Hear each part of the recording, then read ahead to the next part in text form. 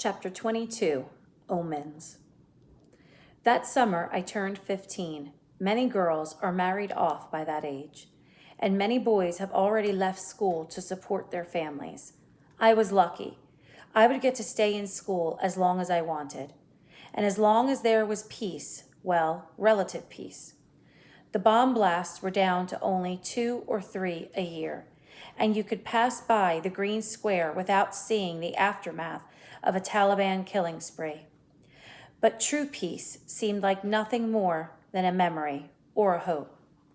This birthday felt like a turning point for me. I was already considered an adult. That happens at age 14 in our society. But it was time for me to take stock, to think about my future. I knew for certain now that I wanted to be a political leader. I felt the word politics had a bit of a stain on it, but I would be different.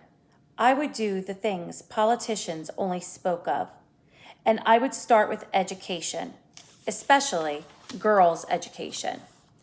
Just because I no longer had to fight to go to school didn't mean I had any less interest in the cause. I had been given a lot of awards, and I started to feel that it was too much, that I didn't deserve it all. I saw so many children suffering still. Why should I be enjoying galas and ceremonies? I told my father I wanted to spend some of the money I'd received helping people who needed it. I had never forgotten the children I'd seen sorting trash at the dump all those years earlier. I wanted to help kids like them. So I decided to start an education foundation. I organized a meeting with 21 girls at school, and we discussed how we could help every girl in SWAT get an education. We decided we would focus on street children and those in child labor. We had plans to keep talking, and then in the fall, we would decide what exactly we could do. In early August, my father received some frightening news. One of his close friends, Zahid Khan, had been attacked. Like my father, he was an outspoken opponent of the Taliban. On his way home from prayers one night, he was shot point blank in the face. When my father got the news, he fell to his knees. It was as if he had been shot. We were both on the Taliban list, he finally confessed to my mother. People were just wondering which of us would be first. Although we had been told that the Taliban had fled, there was still violence in the valley. Whereas before, anyone in the region who happened to be caught in the crossfire was in danger, now the threat was mostly to those who had spoken against the Taliban in the past and who were continuing to campaign for peace. By some miracle, Zahid Khan survived. After that, though, I noticed a change in my father.